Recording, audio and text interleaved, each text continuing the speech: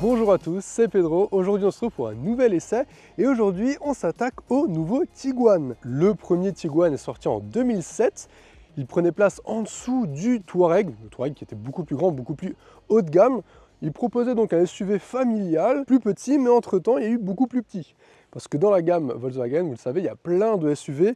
Et donc en dessous de lui, il y a quand même le T-Cross, le T-Roc, le Taygo, etc. Il y a plein de SUV beaucoup plus petits. Lui, au final, c'est le SUV moyen entre ces petits SUV et le Touareg, même si ce dernier prend 4 cm de plus que la génération précédente. Personnellement, j'ai toujours bien aimé le Tiguan, surtout en finition Airline. Et ça tombe bien parce qu'ici, on l'a également. Et je trouve que cette nouvelle génération reprend un petit peu le côté arrondi de la première, qu'on avait un petit peu perdu sur la deuxième, du moins en phase 1, avec quelque chose d'un peu plus marqué en termes de ligne. Et bien là, regardez-moi cette face avant, c'est un peu plus arrondi, elle reprend les nouveaux codes stylistiques de la marque avec le bandeau lumineux, même si là, je ne sais pas pourquoi, ici c'est éteint, je pense que c'est parce que le véhicule est éteint. On a donc ces nouveaux optiques qui éclairent merveilleusement bien la nuit, jusqu'à 19 200 LED je crois, avec un éclairage qui va jusqu'à plus de 500 mètres. C'est une technologie reprise du Touareg, donc franchement ça envoie du lourd. Sur cette finition Airline, on a un bouclier très agressif. Ici on a ce beau vert, c'est un nouveau vert au catalogue que je trouve magnifique, qui se mélange parfaitement bien donc avec ces parties en noir laqué. Regardez-moi cette grande bouche. Franchement, il a vraiment une très bonne gueule. On retrouve ici un petit passage d'air qui joue donc sur le flux aéro, qui s'améliore. On passe de 0,33 je crois à 0,28, donc c'est déjà ça. C'est pas mal, surtout qu'ici on est sur une version PHEV. Je reviendrai par la suite, mais c'est quand même beaucoup plus important à ce niveau-là. Le noir laqué, on le retrouve sur ces belles jantes de 20 pouces.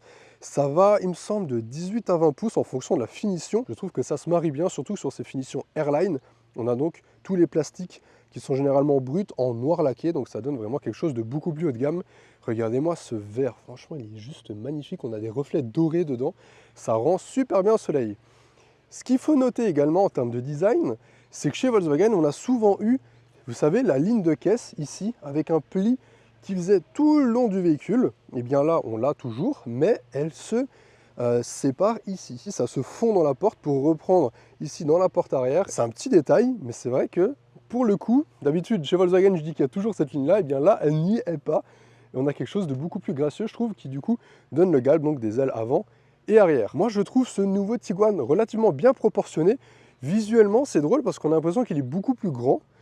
Et c'est pas le cas, comme je l'ai dit, 4 cm de plus, je vous mets toutes les dimensions juste en dessous, mais c'est pas si grand que ça, mais visuellement, on a l'impression vraiment d'avoir un véhicule assez imposant, donc on a l'avantage sans l'inconvénient, donc c'est sympa. À l'arrière, on a des feux donc 3D avec pas mal de formes à l'intérieur, c'est vraiment très sculpté, c'est très très joli, beaucoup plus moderne, avec un effet donc cristal, dans le sens où quand tout est éteint, c'est noir et blanc, c'est assez joli. On a le bandeau lumineux comme sur le Touareg, sauf que le logo ne s'illumine pas. Cette fois-ci, l'inscription Tiguan, et puis en partie basse toujours. Voilà, cet effet un petit peu grillagé comme ça ici, assez sportif. Qu'est-ce que vous pensez de ce design? Est-ce que vous le trouvez plus sympathique que l'ancienne génération? Dites-moi tout ça en commentaire, je suis assez curieux d'avoir votre avis. Allez, on va passer au coffre. On a un chargement de 490 litres sur cette version PHEV, donc 170 litres de moins que sur les versions thermiques.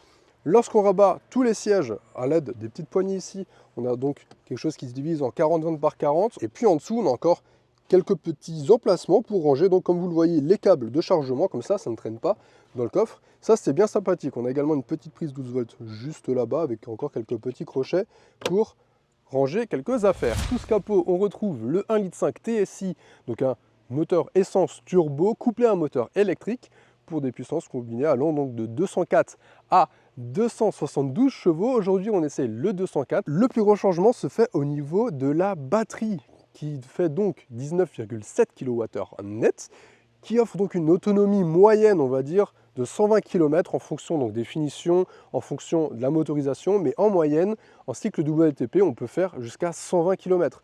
On a vu que les 100 km se font largement, et ça, franchement, c'est très très avantageux. Ça commence vraiment à être sérieux parce que l'ancien, il me semble qu'il faisait environ 50 et quelques kilomètres, c'était pas folichon. Là, on peut clairement prévoir ce SUV pour faire tous ces trajets quotidiens pour aller au travail.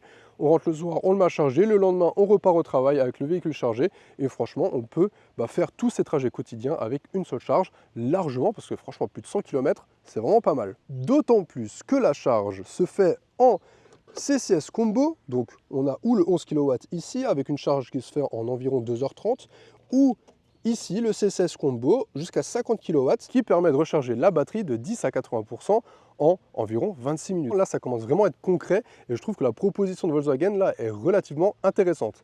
Allez, on va passer à l'intérieur, mais avant ça, je vous invite à vous abonner à la chaîne si ce n'est pas encore fait, c'est très important. Je sors un essai tous les dimanches sur la chaîne. Il y a donc des essais de véhicules récents comme celui-ci qui vient de sortir et également des essais avec des abonnés qui viennent présenter leurs véhicules atypiques ou anciens. Allez, sur ce, on passe à l'intérieur où on retrouve une toute nouvelle planche de bord complètement redessinée, divisée par ce grand écran ici de 15 pouces. On a deux tailles d'écran, 12,9 pouces sur l'entrée de gamme, 15 pouces sur les hauts de gamme. Là, vous l'avez compris, on est sur une version totalement haut de gamme, donc on est sur la R-Line exclusive, si je ne dis pas de bêtises. C'est vraiment les full options. Là, on a le toit panoramique, etc. On est vraiment sur un véhicule très bien équipé. Comme dit, on est sur les essais presse. Donc, ils veulent nous montrer tout ce qui est possible de montrer sur les véhicules. Donc voilà, on retrouve ce grand écran que je vais vous allumer en direct, hop, avec un nouveau système d'infodivertissement, avec des widgets entièrement personnalisables, qui étaient déjà donc présents sur l'ancienne version. Mais ici, la nouveauté, c'est qu'on retrouve des petits raccourcis en haut, également personnalisables. Et ça, c'est top. Par exemple, ici, là, hop, on veut régler les aides à la conduite, paf, on arrive tout de suite dans le menu des aides à la conduite, les modes de conduite.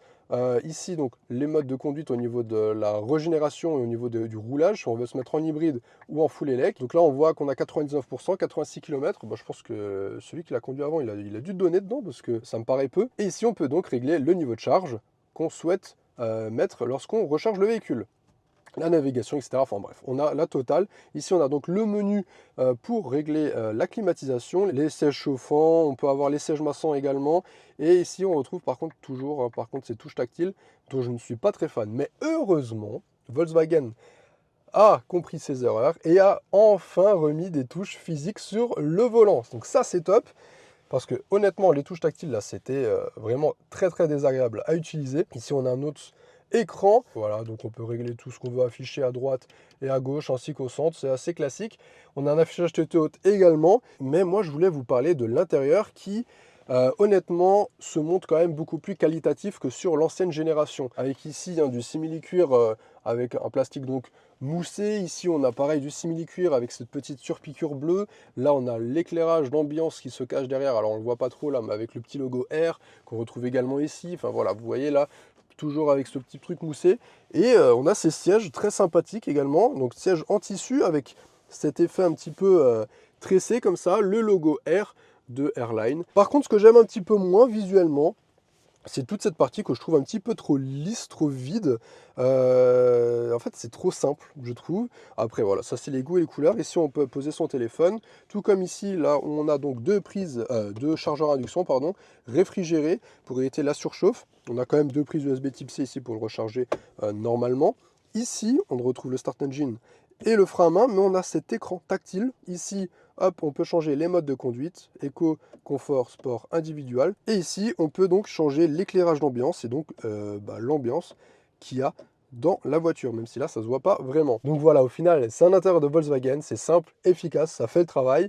Maintenant, je suis assez curieux de voir l'espace qu'on a à l'arrière. Donc je vais juste régler mon siège à ma taille. Par contre, je viens de voir qu'il n'est pas électrique, alors que celui que j'avais ce matin était électrique. Donc ça, c'est un petit peu dommage, surtout à ce niveau de gamme, ça doit être une option. C'est un peu bête. Bon, par contre, déjà, visuellement, à l'arrière, on a de l'espace. La banquette a l'air bien sympa, assez longue. On a donc les genoux qui reposent sur la banquette. De l'espace au niveau des pieds, largement au niveau des genoux. Et au niveau de la garde-toit, eh bien, voilà, je suis à 1m84 et il y a quand même un petit peu de marge, même si je me mets droit. On peut monter l'appui-tête, pardon, à chaque fois je me trompe, bon, on n'est pas trop mal. Il y a des grandes ouvertures, donc ça c'est assez agréable. En plus, on a le toit panoramique qui éclaire tout l'habitacle, donc ça c'est cool. Et on retrouve également, hop, une petite... On n'a pas de trappe à ski, ça c'est un peu dommage, mais ici on a donc l'accoudoir avec deux porte-gobelets. Ok, c'est assez bizarre, j'ai l'impression de me casser, mais pourquoi pas.